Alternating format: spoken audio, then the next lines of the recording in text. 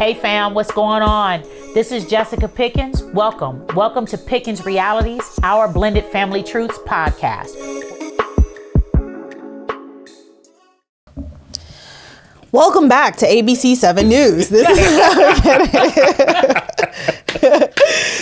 all right, guys. Episode 20. I feel like we should have like a little cupcakes and ice cream. Episode 20. We made it this far. Thanks for coming to Pickens Realities and Blended Family Truths, where we talk about blended family matters because blended families matter. I got it today. All that you did. You did. Congratulations. On the first take. There you go. Because we ain't got that much film left, so, you know.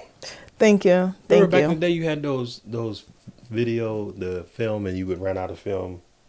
Never mind. The ones that came on the what's it called? Roll. Yeah. Yes. And you got to flip it over and then, yeah. Hold on. Wait. We need more film. So, anyway.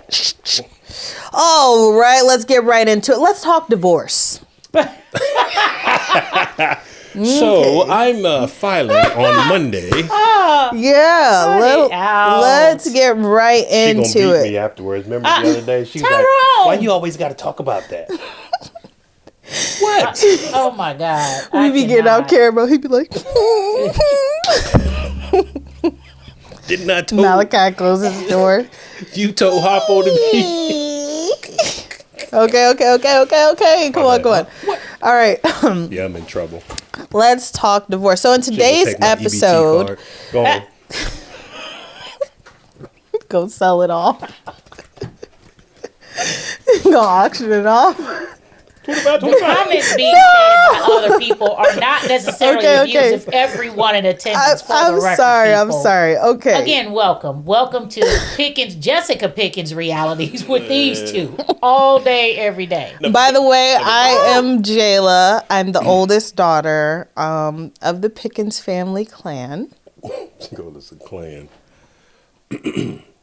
What? Oh, it's my turn? Yes. I was waiting on you being the elite. See, now, you see what I'm talking about? Mugs can't be modest around here. They always got to be elite. Okay, every chance they get. You know what I'm saying? I got to catch a break. All right. Can a brother just catch a I was about to break? say it. All right.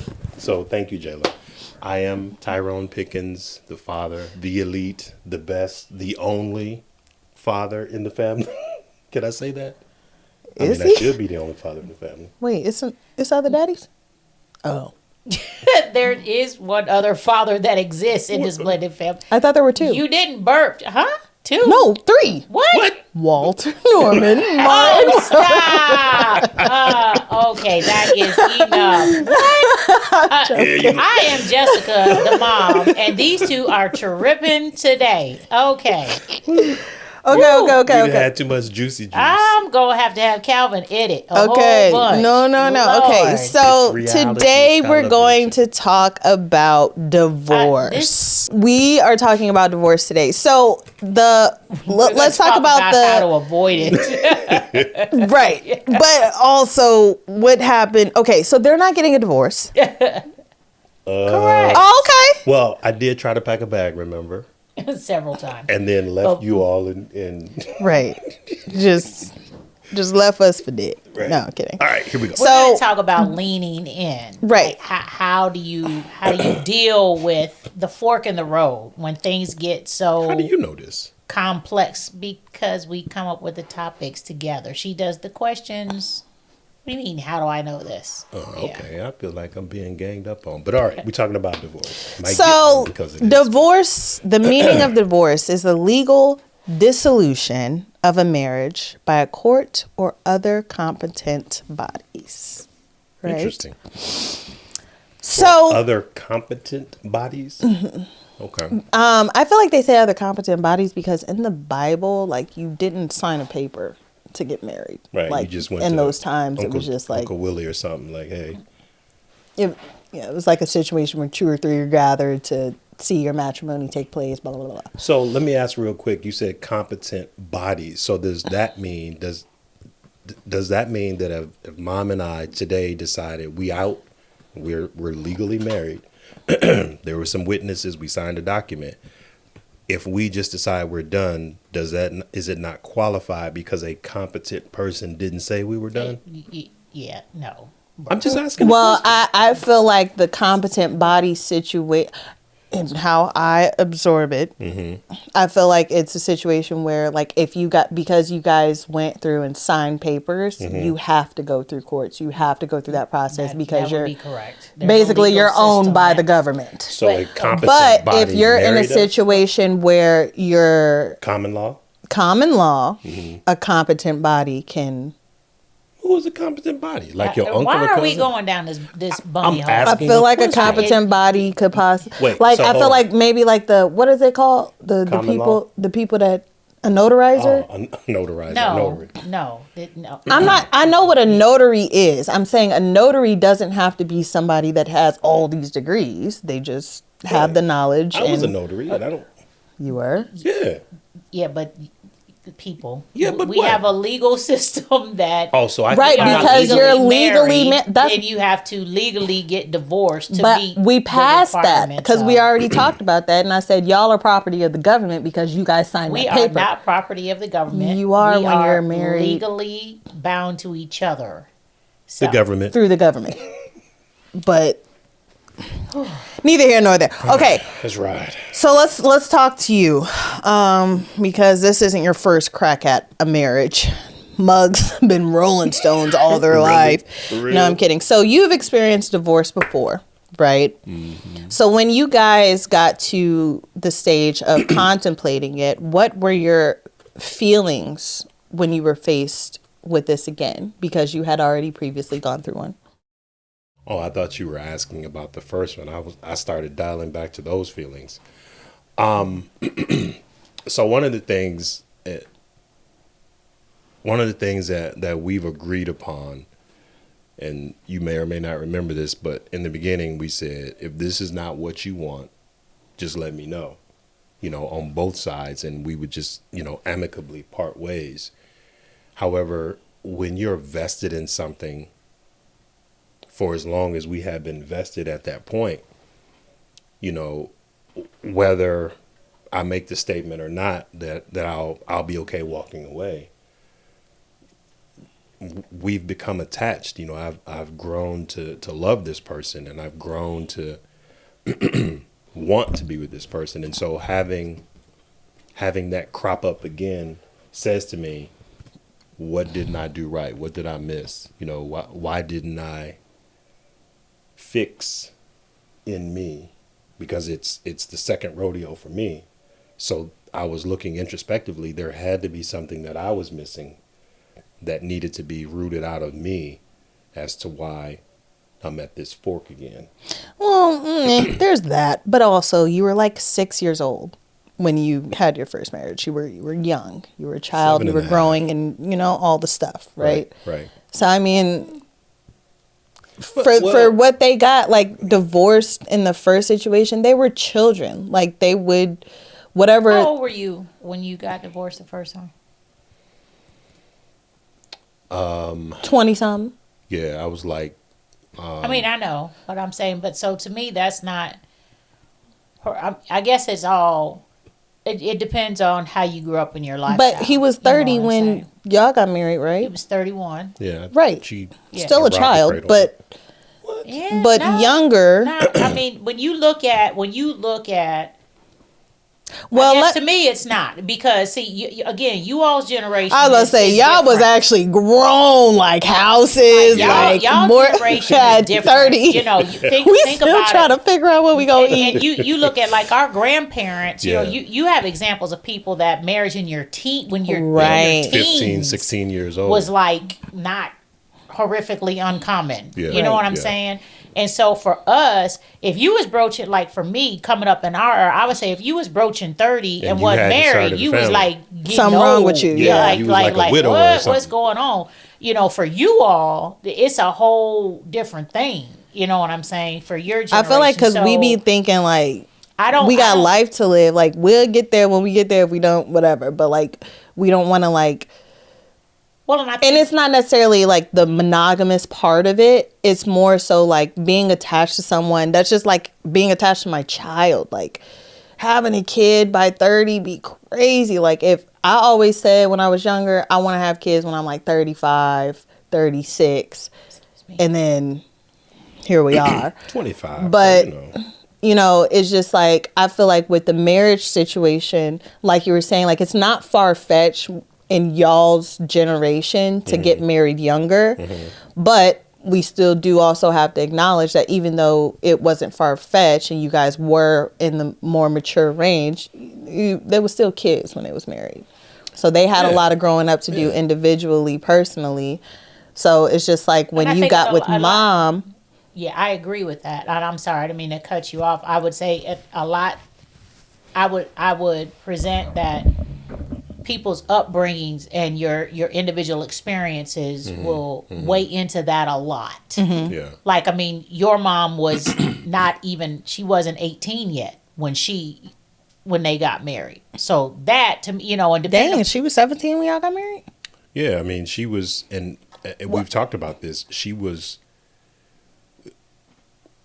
a PK, preacher's kid. So she was running away from ministry as I was running to it based on her experiences. And we kind of crossed before we made that decision, if that makes sense. And then once I made my decision to cross into church, she was making her decision, like, I'm out.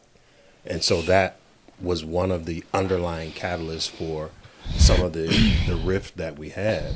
Right. So let's get into the juiciness of it. So what, from both perspectives, and I know you guys have a general consensus you've probably rehearsed over time.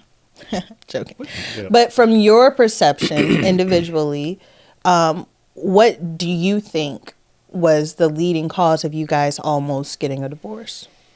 Kids. flat out. It's simple, kids. That's it. And if we peel the onion on it, it was children, and it was the rearing of children. It was What does that mean? Raising, how we were raising. We had two totally separate beliefs in how to raise children. Mm-hmm. Like she always says, not totally separate, but enough of a difference. And as we he discussed was on hands disciplinary, you were verbal disciplinary. Yeah, and I hadn't. Not just that, and we've talked about this a lot, and it just is what it is for our family. But I mean, one of the major pillars again was you and your twin, not twin. You know, it was the J's, and it was the relationship. There was a knock them out. You know.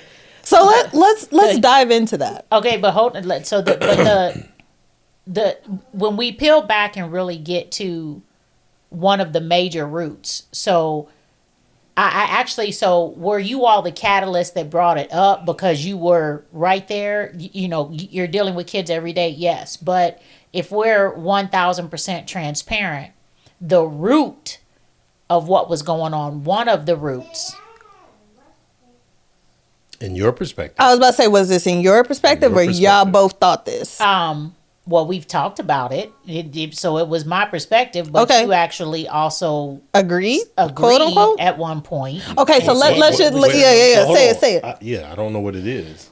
Again, because because we met and married so fast, and we didn't have that time to develop relationship, and I was a single mom, one child, only child, and my relationship with Jayla and how I raised Jayla, interacted with Jayla, et cetera, your father took major issue with that. Mm-hmm. And at one point, we had a very honest conversation that, because you would say, you've said multiple times, you know, you treat him more like he's your boyfriend than your son. So there was a root of, I'm going to use the word envy or jealousy from the perspective of, and we've talked about this before, and I don't know if maybe you can come up with a better term. I'm not saying it I'm saying you felt like my relationship with Jaylen, that I would prioritize him over you and over my marriage. So without knowing how not to be a mom or how to balance, coming into a blended family situation. And for me, again, he had been married before. Of course, I hadn't.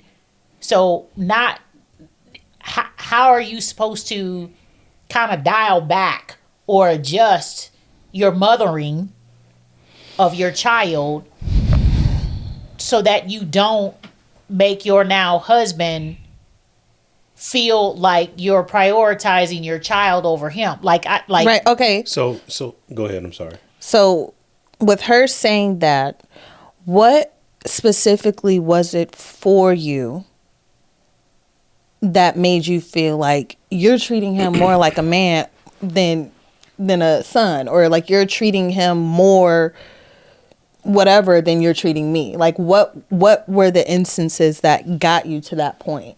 So I will say, because she just gave me the side eye, that she gonna box my ears when this is over. But yeah, she's not abusive. I'm like, don't what let that is man going on with you today? you see this scar right here? So talking about you see the one. right. Calvin, this is where the meme with the boxing glove, like me knocking him Right. out. Yeah, Brother okay. can't catch up. Oh my God, stop. So yeah, Jayla, to your point, I can think of a couple in my perspective, and so what I saw was, and I understood. Hold on. We listen and we don't judge Yeah, she gonna box my ears. as we're having this conversation, guys. Okay. All right. Yeah, I'm in trouble. So Stop saying that. do you see her face? She trying to figure out what you're trying to say. I'm okay. like waiting in anticipation to see what you're getting ready to say. Anticipation. So one of the things that I saw that gave me reason to pause, but I found out, or I tried to understand it later, like you would have conversations with him that should have been had with me, or you would have conversations with him about things that we had discussed as if you had to qualify, in my opinion, things with him. Like if we planned to do something with the kids and we hadn't told everybody, he would know first. Probably because he asked a million questions. Like, he's my kid. I mean, so that's what he would do. And he would ask, and he was used to that level of communication. Right. And that's something that I had to get used to. But in the same token, it's kind of like, okay, you don't have to, and this is my opinion. And I think as you said that, Jayla, and as I'm thinking about it, just for any blended family, if you have a child coming in and you're whether you have other children, each person is bringing a child, or if not, there is a degree of, and you guys have talked about it, but there's a degree of bond with you use this all the time. Your biological child. Yeah. Your bio, that there is not with your bonus. And so again, we didn't have this terminology understanding coming in, so it was difficult. It was a rub. Now I say this, I don't say it carefully. It is what it is. We now understood. At some point, we figured out that he was playing against that. He recognized that there was, he had an upper hand. And so he would leverage that at, inopportune times that stretched us. How does that make you feel hearing that? I mean, it's not a secret that he operated from a place of manipulation with a level of consistency. And he being Jalen, we've talked about, the three of us have talked about it very transparently, again, on the backside of it. But it was really coming from a place of hurt and feeling left out. And also and then just, quite frankly, though, honestly, some of it is just natural kid stuff, too. Yeah, he was also trying to stake his claim. You go from, again, there's a lot of dynamics that are unique to him and his situation. Because again, when you look at the reality of, he's the only non-biological of Tyrone in the house, right? And you look at the reality of what he experienced relative to, there was a time when he desired to go live with his father, and I swallowed my pride and fear, quite frankly, and was willing to allow that to occur for his sake. Mm-hmm. But unfortunately, it didn't pan out. Yeah. It was not approved on the other side because his father was remarried at that time. And there was he had stuff he was dealing with. And so he really felt abandoned. And so he moved into, he being survival Jayla. mode. He moved into a mode of, feeling like I had abandoned him for this new family, that your dad didn't like him, and had issues with him, and then that his bio dad didn't want him, and so, you're out here swinging for the fences while you're navigating trying to get out of the house. But so when you look at all of those convoluting issues, we did not, while we did counseling multiple times, even prior to getting to the place of divorce, relative to trying to navigate. Most of the time it was about what was going on with Jayla and how that was impacting our relationship. And it just, when did y'all ever talk to him about it? We didn't know how to at that stage, in my opinion. I don't think we had the tools at that point to effectively, for me, to grasp what was going on and to unpack it. I mean, it wasn't until later that I think we started we started to realize and recognize that there was that it was out of control. I mean, like the one time we were driving to St. Louis and we had taken everyone's phones. And we're driving. And all of a sudden we hear ringing or I don't even know. Oh, yes. And he had that flip phone. He had bought himself a phone. Track phone. And then, and again, I remember this is one of those situations where, I'm mentally blowing a gasket and he's telling her, no, I'm not giving it to you. No, I'm not giving it to you. And he was being extremely defiant. But in situations where we had been there prior to this scenario, when I tried to step in, it rubbed us, it just it was you ain't my daddy, you not finna talk to me crazy. Well, no, more so with us. It was more so with us. His style varied quite differently from mine. And so because you're dealing with father figure, bonus dad, grown man, and growing teenager with hormones, angry teenager, resentful teenager, it would always come to physical So you didn't encounters. like him stepping in? Huh? You didn't like him stepping in? It horrified me at that point, no. So do you feel like he was trying to protect you because he felt like your son was being disrespectful towards you, and as your husband, I'm not going to let anybody disrespect my wife, so I'm going to intervene. I don't care if you her mama. You know what I'm saying? So on the back end, that I understand that was his perception. The part that hurt my heart and was very hard for me was, again, it still landed me in a place of feeling like I was having to choose between my child and my husband. Because there was not, again, when there is relationship, so typically, again, and I'm not saying it never occurs, I'm not saying it doesn't occur in traditional families. With Dawson, we went through the same thing with Dawson was privilege stricken. And was upset. How you rebounded with every other son, though, was different because your level of relationship with each of the other boys was different. I hear you, but there's plausibility or culpability on both sides. So even when rebounding, I can rebound, but there's got to be he's got to receive the rebound. Oh, agreed. But that's what I'm saying.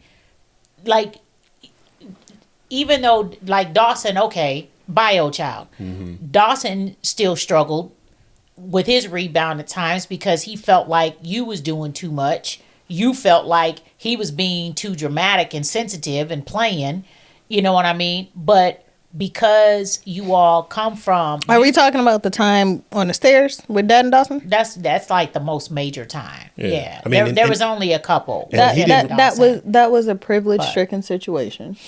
And he didn't. And the whole, I personally feel like the whole rebound between bio and stepchild, let's be 100% honest. Like you said, in a situation after a certain point, you got to give respect to get respect. And so this is outside looking in. But maybe there came to a point as Jalen got older where, like, you know how, like, as your kids get older and you're doing the talking and the nice, and then they get to a point like, Isabel, okay, now I'm going to start putting my hands on you because you're not listening and you think it's funny and it's cute. So, like, it's levels to this, right? So now with Dad and Jalen, maybe Dad got to a point of being more okay with the combativeness and the physicalness of the situation, because he probably felt like, okay, you want to be grown, let's be grown. Dawson, on the other hand, Dawson's mouth is kind of crazy, but Dawson also has experienced getting anything and everything he wants for all points and purposes. So when he gets to a stage of, I'm crying because I don't have any friends and my life sucks and nothing's working out for me, and then Dad gets upset because it's like, he's like, you know, I've created you and you're acting wild. I feel like he kind of went hard, but I feel like Dawson was more susceptible to give respect after that situation. Whereas I feel like Jalen was more harboring all of that stuff. So that made him give less respect, which made it more, you know. Distance. And I'll tell you one of the things he and I discussed. We were, I don't know, we were here doing something, barbecuing chicken. I don't know what we were doing, but he was. I think we were here. Yeah, I think I don't know where we were, but it's been in the last 5-10 years. That's a big stretch. 10 and 5. Let me bring it even closer. Since Mahari has been born. Okay. And he and Mahari were somewhere walking across a parking lot, and she starts running, and he yells at her to stop. And they came here, and he's like, Dad, I get it now. Because he used to hate when I would give them information and not give them an explanation. Like, when I'm yelling stop, I'm 6'1", I can see the car coming. He's, 3'2", he can't see the car coming. And so for that, him to have that experience with Mahari started to give him some inclination of why things were kind of going the way that they were. And not that it was me being a jerk, but me trying to help guide and direct him. The same with you and Isabel. Yeah, but it's also not what you say, but how you say it. Right, but that's correct. There's no but. That's correct. And in the time that we're talking about, I didn't have the roadmap of how to say it. I just didn't. So I have another question. Not once in your brain did you ever come to the conclusion, or did you ever think about, I wish Willie would, I wish Joe would talk to me like this. Knock him out. And do you ever think like that's exactly how Jalen felt?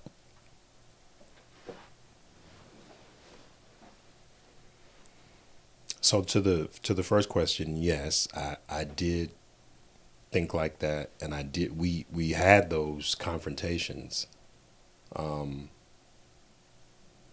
I'll say during that time, it was hard for me to think that he thought like that, and here's why.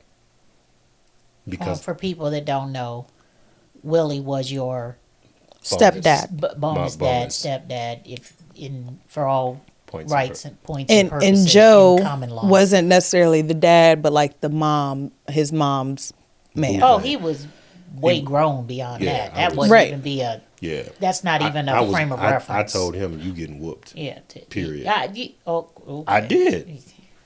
The day we were about to get married, he clowned and he had to be checked. Bottom line. Anyway, moving on.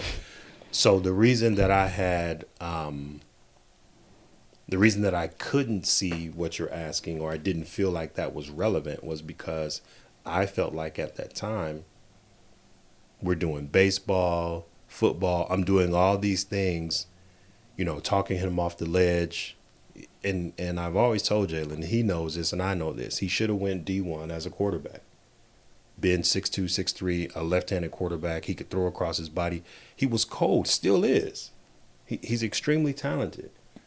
And so having him as a son and seeing this, I was disgruntled with his dad for not being there and seeing this talented kid. So did you take it out on him? I don't think that I took it out on him, but I did go hard. I went hard on all of them. They didn't always, like Eric didn't receive it. He didn't. And you disagree with that? Well, she's always going to say you always treated Jalen way worse than you treated us. And we talked about that. I did go hard. I did. No questions asked. But I saw in him, and he knows to this day what I saw in him. We've talked about it. And he, sometimes he come to me like, Dad, you were right. I should have went D1. I should have, the whole quarterback situation when he was a freshman. And he allowed his 5'1" friend to talk him out of going out to be a quarterback. And I'm like, no, you need to do it. You're going to be tall. You're left-handed. You got this. Does that answer? Does that give you some insight, or am I missing? It answers a little bit. But that also begs my next question. Because you thought about that, right? Why was it so hard for you to be gracious towards him and much more patient? What did you have? Well, no, it's the same. And just for y'all tracking, yes, we're talking about the fork in the road, and all of this is relevant to what led up to all of this stuff going on in the house on a regular basis is what led us to get to the point to where we just didn't know if we could stay married or not, because this is a level of stress when you are dealing with blended families and navigating relationships of, between bonus parent, bonus child, and all of the things on a daily basis. And because of our number of children, it was a lot on a regular basis. Issues, yeah. But the same thing, so along the same lines, though, of what Jayla just said, all of that being considered, why did you my thing I was going to say is that you're saying that you are coming from a place of really going hard on him and being hard on him because you saw his potential and what he could and should be. It's twofold. And again, we've had this discussion many times too. I will always bring it back to the difference being, again, there was no foundational relationship. That from the beginning, and when because I allowed, number one, and so again, the blended family. Hold on a second. Can you let me finish? But that's a choice, and I've heard this a bunch. We didn't allow for any relationship with anybody. So it's a little bit. So it's one-sided. It's one-sided to say. It's a little bit different. I'm not saying it takes two people to have a relationship. I agree with you, but we didn't set the parameters. And you're right across the board. Where Jayla and I, it should have been different. Like again, me, Dom, and Eric didn't have the same level of challenge. We just didn't. Because they didn't care. They didn't care to be involved. They were just alive. They had each other. But they also didn't have an ought. You know what I'm saying? Like there wasn't. But still, I feel like it was. They had each other, so regardless, they was gonna be cool because they had each other.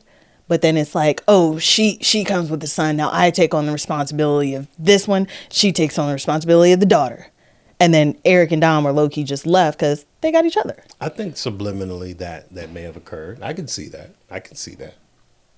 Yeah, it would have been subliminal. It wasn't on purpose No, from my perspective. right. Yeah. No, I mean, if you really think about the beginning stage of y'all marriage and all the things that transpired, that's just like that's just like the whole segregation situation. There's Mexicans, Chinese people, all type of stuff in America. And we like, where was the Chinese people at during segregation? Where was they at? Where's the Mexicans at? That's Eric and Dom, the Chinese people and the Mexican people, while y'all try to figure out the segregation or desegregation, whatever, of Jayla and Jalen.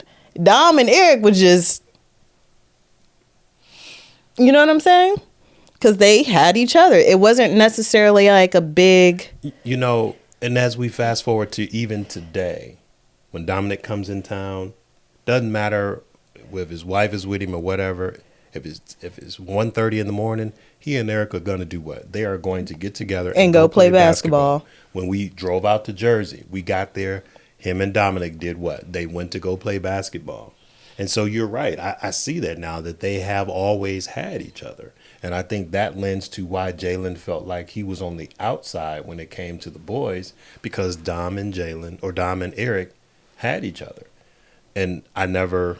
It was probably Project saw it, Fix It Felix with Jalen, and it was never nothing wrong. Y'all put that on us.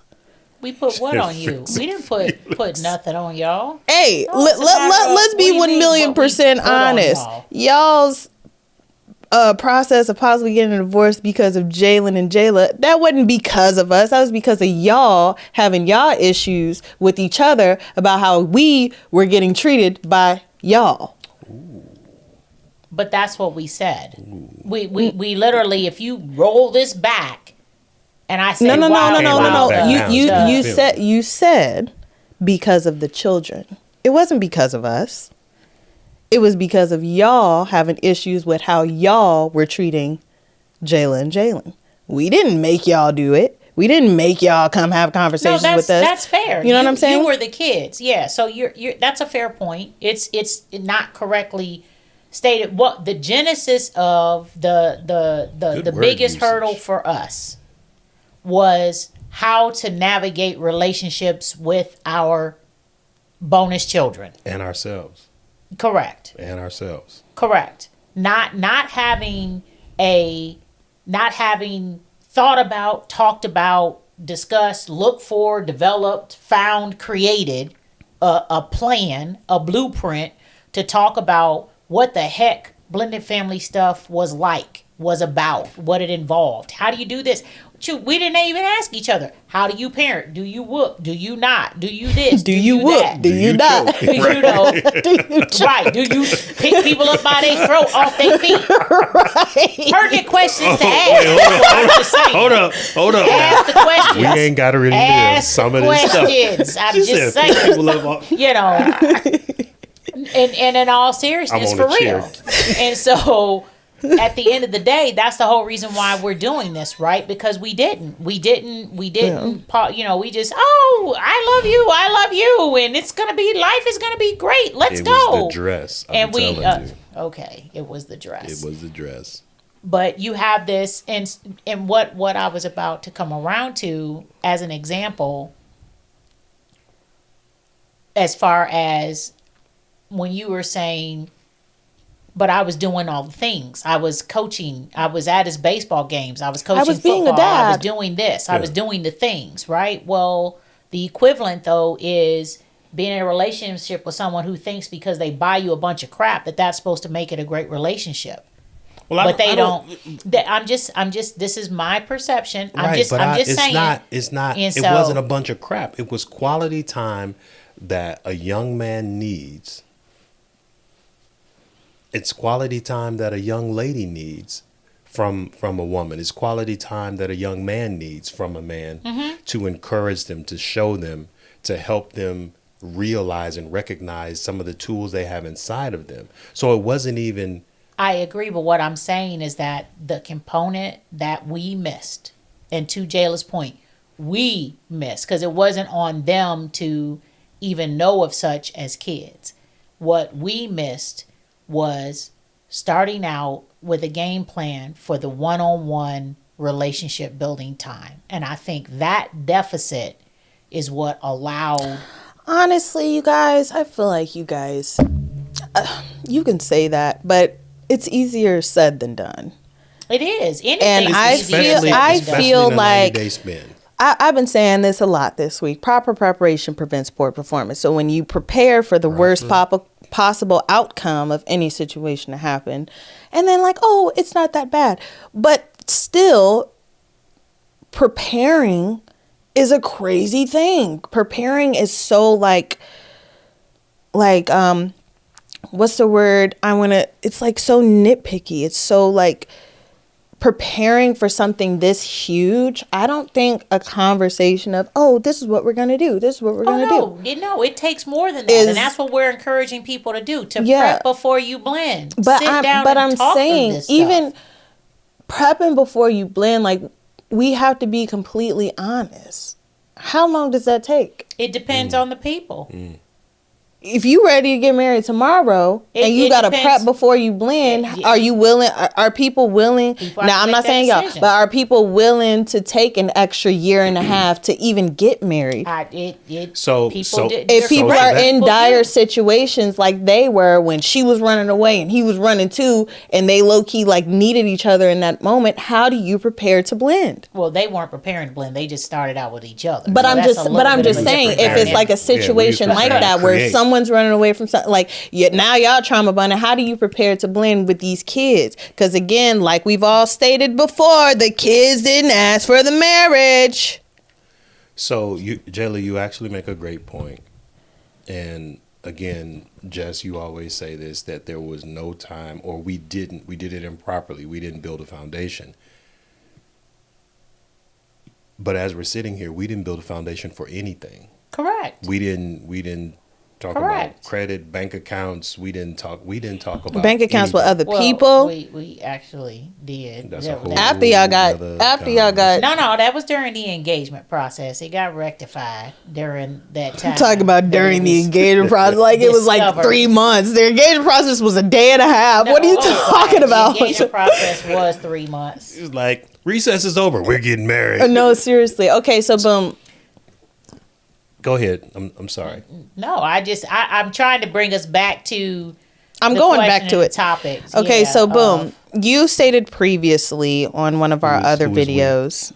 Mom stated previously on one of our other videos that get her, Jayla. The going back and forth between Dad and Jalen would ultimately cause you to bring up something between you and I, right? So as we were just expressing that the cause of you all's riff were me and Jalen, what was it for you that I was doing or that we experienced that was like really like horrific or traumatic or getting you to a point of I can't do this anymore? Or was it you were just putting that out there because of all the stuff that you were experiencing with Jalen? So it was like a one-up situation? No, it wasn't. So I know what you're referring to. I'm like, no, you're talking about when we had a conversation, like, was there ever tit for tat? And I said, well, honestly, yeah, there was tit for tat. But it wasn't like that, quite frankly. I will say that for me, I just got more to a breaking point. When we were discussing divorce, it was, again, I just felt like I had hit, my tank was empty. But why? Because I was exhausted trying to figure out how can I be a good mom and a good wife? I felt like I couldn't win.